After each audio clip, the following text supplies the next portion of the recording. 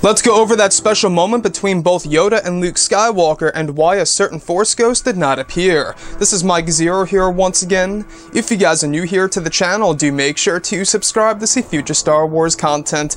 So as you all know, toward the middle of this film, we have a real emotional scene between the Force Ghost of Yoda and Luke. Now, Yoda offers some wisdom to Luke Skywalker to essentially move forward and to not lose Rey. So this is when he performs the heroic act on the planet Crate by facing his nephew KYLO Ren to buy the Resistance some time to escape the planet on the Falcon. So, looking at that emotional scene though, where was Obi Wan Kenobi? We do know that in Star Wars A New Hope, Obi Wan was the first person to introduce the Force to Luke Skywalker.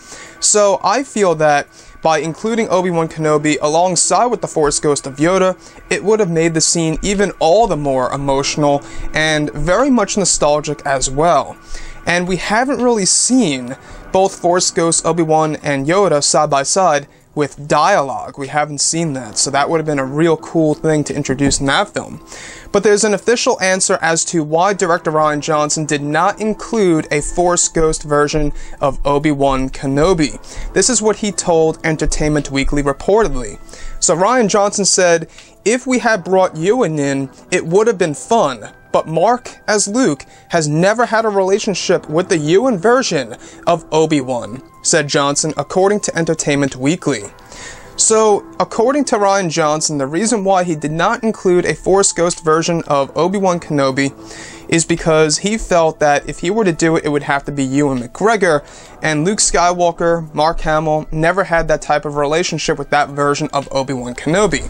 Now, let me just stop right there for a second. I believe they could have easily aged Ewan McGregor to look more like the Alec Guinness Obi-Wan, and to essentially make it somewhat seamless, where you look at Alec Guinness in Star Wars The Empire Strikes Back, and of course Star Wars Return of the Jedi, where you see the Force Ghosts, you know, etc. I think that they could have easily somehow aged Ewan and did some makeup art, and essentially made him look like Sir Alec Guinness. I think that they could have performed that if they put the work into it.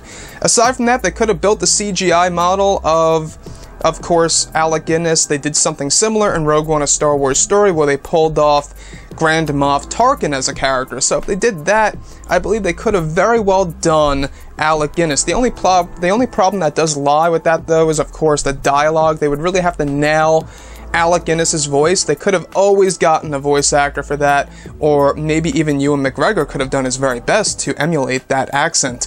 But anyways, guys, I think that if they were to include the Obi Wan Kenobi Force Ghost aside Yoda, I think Luke Skywalker would have actually gotten a longer scene.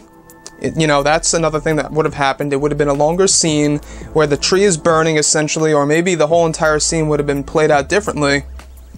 And he would actually get opinions from two people instead of just one Force Ghost, being Yoda. Now, if you ask me, I think that since J.J. Abrams gave us that Obi Wan Kenobi voice in The Force Awakens and Rian Johnson disregarded that,